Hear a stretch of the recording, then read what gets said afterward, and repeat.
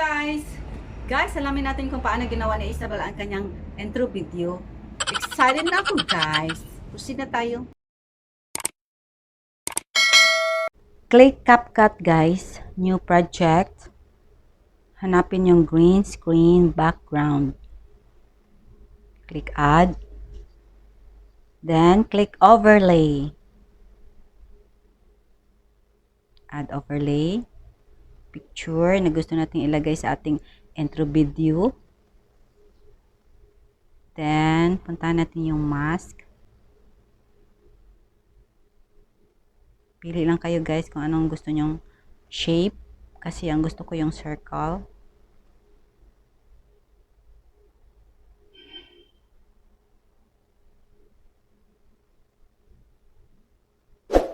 So, click natin yung animation guys.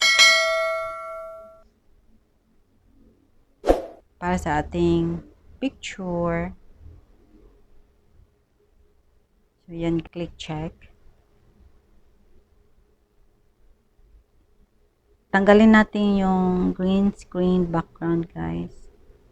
Punta tayo sa cut out, chroma key, then intensity. And guys.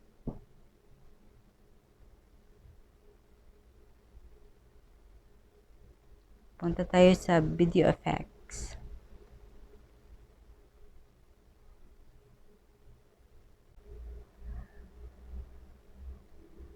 Punta tayo sa butterflies, guys. Butterfly dream. Yan, guys.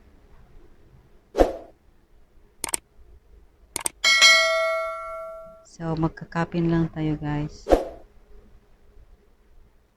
Click copy, guys.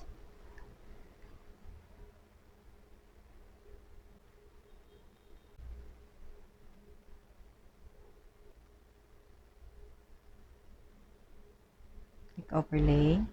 Add overlay.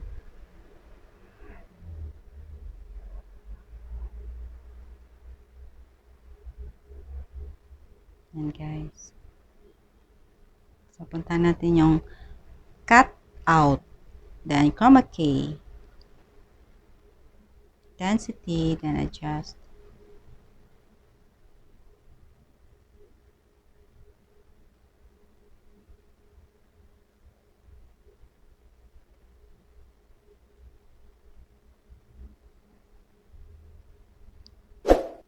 Cut natin yung subscribe button natin guys. Click split. Then delete.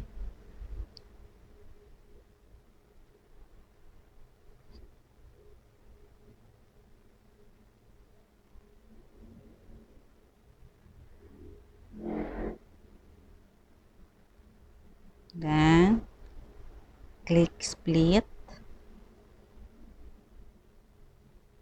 Delete.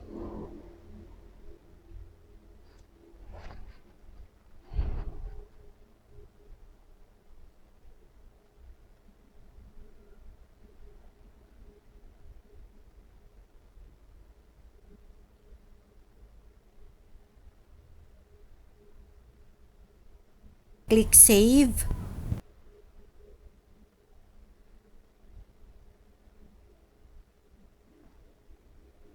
Click done. Guys, alam na niyo kung paano ginawa ni Isabel ang kanyang intro video. So don't forget to comment, like, and share.